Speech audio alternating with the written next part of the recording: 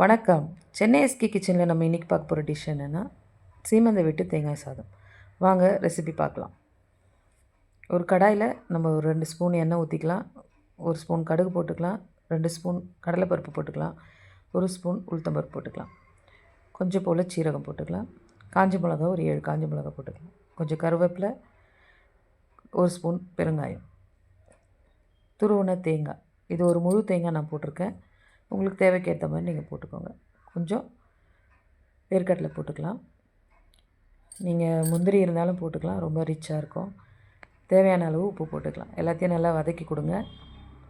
சாதம் ஏற்கனவே வடித்து நான் ஆற வச்சுருக்கேன். அதில் ஒரு 2 ஸ்பூன் அளவுக்கு நெய் விட்டு நம்ம செஞ்சு வச்சு இந்த தேங்காய் கலவையை அதில் போட்டு கலந்துக்கலாம். நம்மளுடைய சுவையான சீமந்தை விட்டு தேங்காய் சாதம் நம்மளுக்கு ரெடி. இந்த தேங்காயில் ரொம்ப நிறைய பெனிஃபிட்ஸ் இருக்குது. வயிற்று புண்ணுக்கு ரொம்ப நல்லது. ஸ்கின் ரொம்ப நல்லா க்ளோவாக இருக்கும். ட்ரை பண்ணி பாருங்கள், ரொம்ப நல்லாயிருக்கும். தேங்க்யூ ஃபார் வாட்சிங். Please like, share and subscribe.